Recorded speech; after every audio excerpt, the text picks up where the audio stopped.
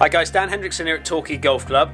I've got Lester with me today again. Right, I've got a question for you. Cool. I've given you two clubs there. Just tell the audience what we've got in your hand. Okay, we start with a ping. We've got a G700 utility wedge, which is part of the set. Yeah, and that is 49 degrees aloft. Yeah. And what else have you got in your hand? And we've also got a Titleist SM7 Vokey in 48 degrees, 10 bounce in the F grind. So I've given Lester two clubs there, 49 degrees in loft. I've had the Vokey bent to 49. Now, I'm getting lots of questions coming in asking when should I look at putting a gap wedge from the set in, or should I look at maybe a specialist wedge like a Vokey or a Callaway or a Mizuno? When should the specialist wedge go in from a gap point of view? I'm going to hit some shots with both these clubs. I'm going to get Lester's opinion on what he thinks is going to happen to these clubs, and then we're going to do an experiment to see what actually happens in the studio and out on the golf course.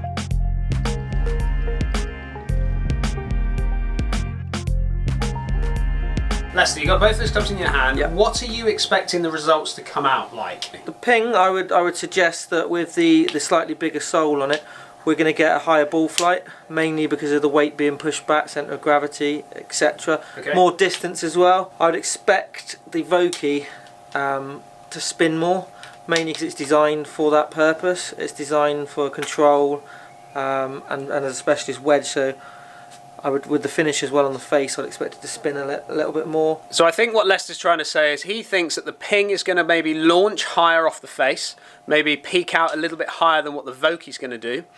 He's also thinking that possibly the Vokey then is going to come out lower, slightly shorter in length to what the ping is going to do, and also that the Vokey's maybe going to spin that fraction more.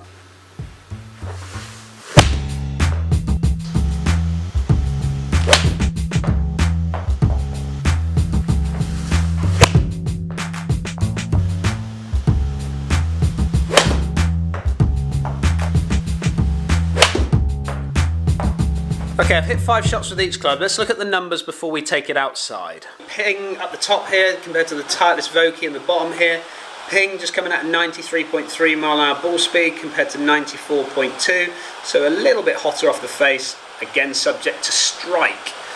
Let's look at launch. Now Lester thought that it might launch a fraction higher off the face. So there's 27.5 compared to 26.5. So he's right, the ping is launching slightly higher off the face. So compare these numbers with a set. So you've got the G700, which is a game improvement iron, compared to, let's say, a Titleist MB blade or any blade out on the market. You would like to think that the game improvement iron would push the ball higher off the launch, spin a fraction less, whereas the blade might come out a little bit lower but spin a fraction more. If we look at their spin, you can see on an average the ping is spinning at 9777.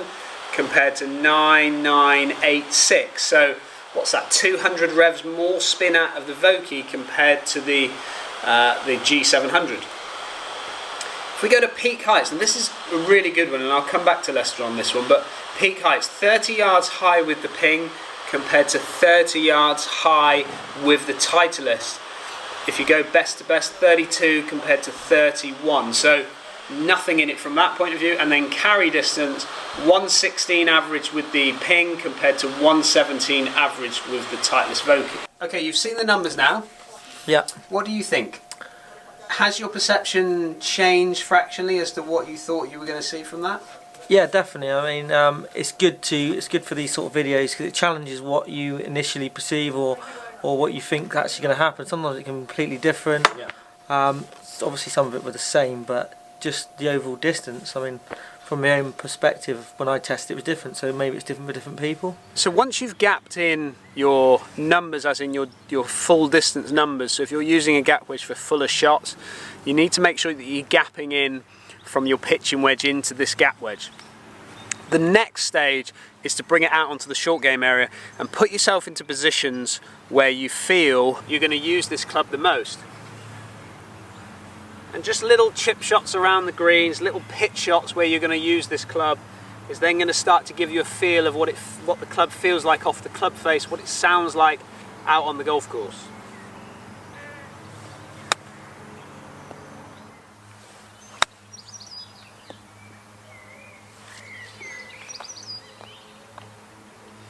Now for me, because I'm used to playing clubs that have got quite a small kind of top line, a thin top line, the Vokey is kind of drawn to my eye a little bit more.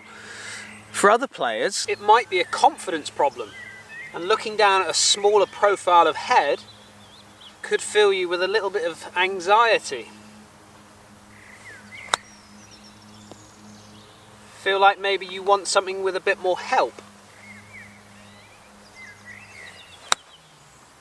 And certainly a ping club like this one, or a game improvement iron, can sometimes give you that little bit of extra confidence.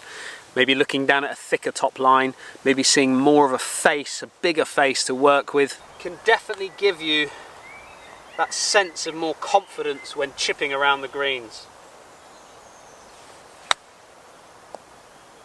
Now, one of the things that I've noticed with these clubs, these certainly game improvement irons, is they can feel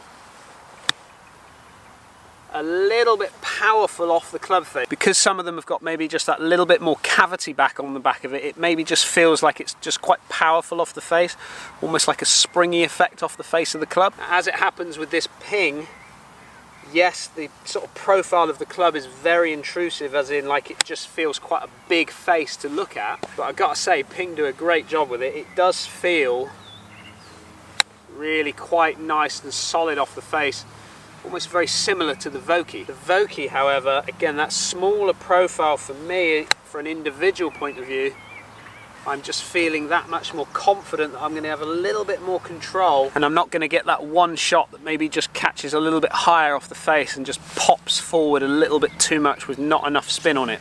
I don't want any shocks like that on the golf course. I'm not saying that club's going to give me that, but my feeling is with that little bit of extra help, lower spin, higher up than the face, I feel like I could get that. Also, try if you can to make sure when you come out onto the chipping area that you use the ball that you use on the golf course. I think it's so important to get that same consistent feel as what you would do when you play golf normally. Just chipping with this ping club now, again the game improvement iron, it's definitely feeling like it's maybe just popping a fraction higher off the club face for me. I can learn to control that by just delivering the handle in maybe a slightly forward position just to take a little bit of loft off.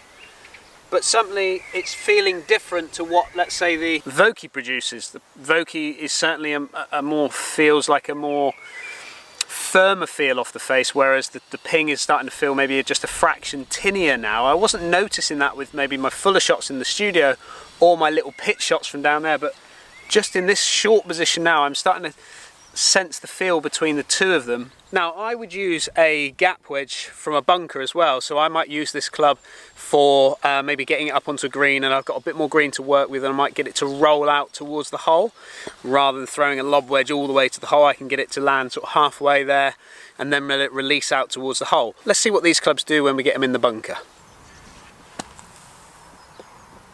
So instantly the Vokey feeling very normal to me. Not having too much of a problem feeling this. Get it out and let it release down towards the hole.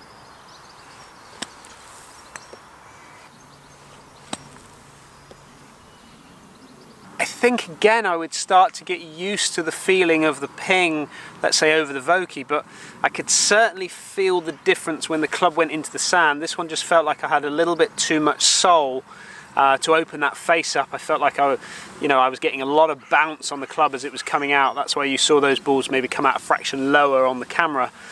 Certainly this one coming out a little bit lower off the face compared to let's say the Vokey was.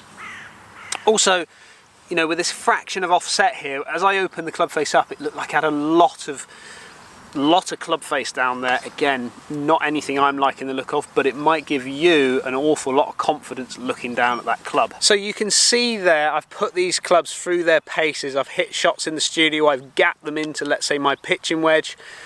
I then bring them out onto the short game area. I put the clubs in the position where I'm going to use them the most, just off the edge of the green, chipping with them, putting them in bunkers.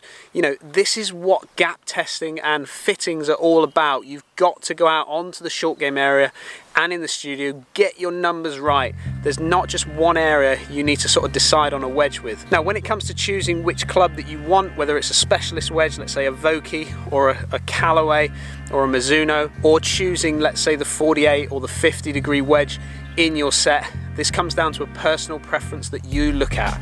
When you're looking down at the ball, it's got to feel comfortable to you. You're spending money on a club here that you're probably going to use quite a bit.